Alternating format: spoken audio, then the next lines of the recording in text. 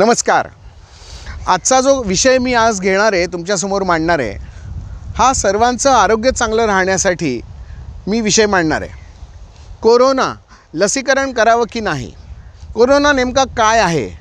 आपले अनेक व्हिडिओ दामले उवाच या चॅनलवरनं आपण बघितलेले असालच, परंतु आजचा व्हिडिओ हा जरा विशेष राहणार आहे, कारण लसीकरण मोहीम सुरू झालेली आहे आणि प्रत्येकाला उत्सुकता आहे किंवा कुतूहल आहे किंवा आश्चर्य आहे की हे लसीकरण करणं खरोखरच आवश्यक आहे की नाही, लसीकरणाचे फायदे काय आहेत, तोटे काय आहेत आणि लसीकरण कोणी करावं या प्रश्नांची उत्तरं आपण पुढच्या 5-7 मिनिटांमध्ये घेणार आहोत। तसं बघायला गेलं तर कोरोना हा सर्दीचा थोडासा मोठा भाऊ।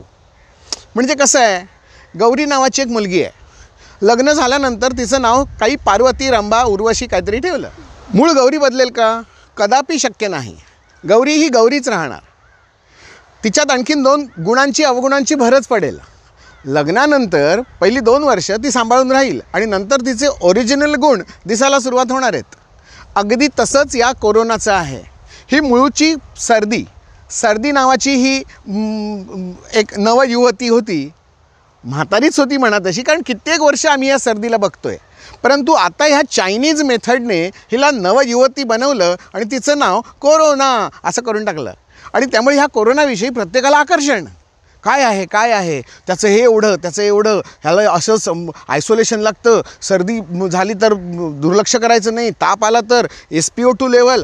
मला आठवतं आहे की SpO2 हे या वर्षीचं मशीन आहे।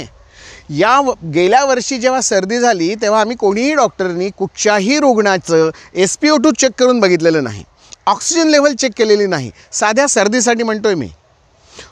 ऑपरेशन थिएटरमध्ये वापरणारं हे मशीन जनरल पब्लिकमध्ये येऊन पडतं आहे तेव्हाच त्याची खासियत समजत जाते। अशी ऑक्सिजन लेवल कधी कमी होत नाही का? आम्ही खूप जोरात धावलो तरी ऑक्सिजन लेवल कमी होणार आहे, आमची इम्युनिटी कमी झाली तरीसुद्धा ऑक्सिजन लेवल कमी होणार आहे, एखाद्या रोगाचा हल्ला माझ्यावर झाला तरीसुद्धा माझी ऑक्सिजन लेवल कमी होणार आहे। प्राणशक्ती असा आयुर्वेदातला शब्द आहे, प्राणशक्ती कमी होणार आहे, जिवंत राहण्याची क्षमता थोडीशी कमी होते। परंतु हे अप अँड डाऊन जे आहे ह्याला आपण सस्पेन्शन म्हणूया। हे सस्पेन्शन म्हणजे आपली प्रतिकार क्षमता आहे, कधीतरी कमी असते कधीतरी जास्ती असते। हे कमी जास्तपणा जो आहे याला जीवन असं नाव आहे।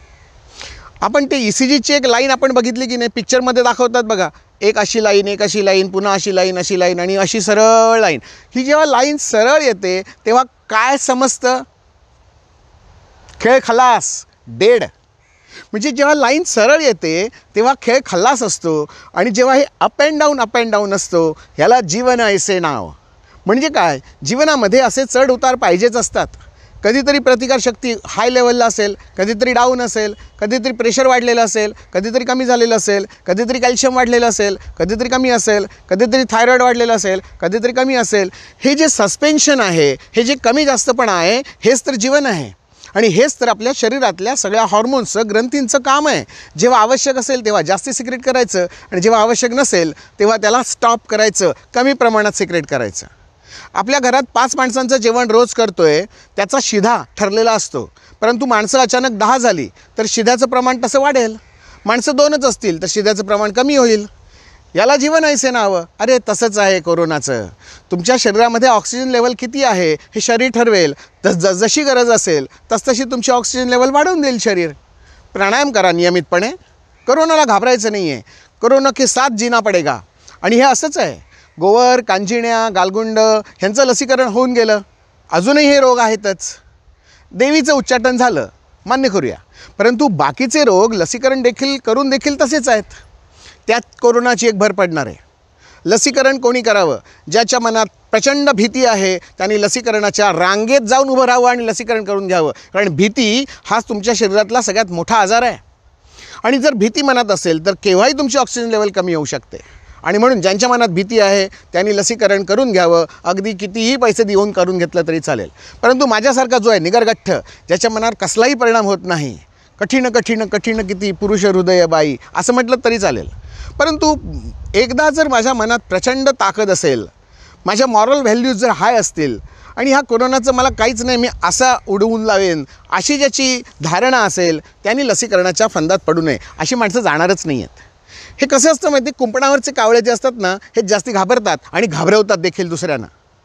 तुमच्या मनात भीती आहे, गपचूप जा, लसीकरण करून घ्या, दुसऱ्यांना सांगा लसीकरण करून घेतलं, एक फोटो काढा, सेल्फी काढा, टाका व्हॉट्सअपला, विषय संपला. फार महत्त्व देऊ नका. प्रतिकारशक्ती वाढवण्याकडे लक्ष द्या. यासाठी आपले जे व्हिडिओ आहेत, ह्या व्हिडिओंचा आधार घ्या. पुन्हा एकदा सांगतो, पाण्याशी संपर्क जेवढा कमी करता येईल तेवढा कमी करा. उगाच पाणी पित राहू नका. पाणी पिलत की प्रतिकारशक्ती कमी होणार आहे. त्याच्याऐवजी तेल तूप खा. भूक लागेल त्यावेळेला जेवा आणि जेवण संध्याकाळी 7च्या आत करा. अन्न पचवायला 3-4 तास जास्ती द्या. तुम्ही खाल्लेल्या अन्नातनं तुमची प्रतिकारशक्ती वाढणार आहे. वेगळ्या टॉनिकची गरज नाही आहे. प्राणायाम करा. अशा मोकळ्या वातावरणामध्ये या. हवा भरून घ्या निसर्गामधली. त्या बंदिस्त ब्लॉकमधली खिडकी बंद असूनसुद्धा तुम्हाला कसा ऑक्सिजन मिळणार? आणि तो जो मास्क लावलेला आहे याच्यातनं बाहेरचा ऑक्सिजन तुमच्या शरीरात जातच नाही आहे आणि तुमच्या शरीरातला कार्बन डायऑक्साईड जो बाहेर काढला पाहिजे तोही बाहेर पडत नाही आहे. हा दुहेरी मारा होतो आहे. म्हणजे हे ऑक्सिजन लेवल कमी होते आहे म्हणजे तो मिळत नाही आहे म्हणून, आणि कार्बन डायऑक्साईड बाहेर काढताय तोच तुम्ही पुन्हा इनहेल करताय. हा दुसरा मारा पडतो आहे आणि म्हणून देखील प्रतिकारशक्ती कमी होत असावी. तुकाराम मुंडेंचं नाव आपण ऐकलं असेल. या व्यक्तीने त्यांचा एक व्हिडिओ प्रसिद्ध केलेला होता. त्या व्हिडिओचा आधार घेऊन मी सांगतो की मास्क लावण्याची गरज नाही. मी गेल्या 12 महिन्यामध्ये मास्क लावलेला नाही.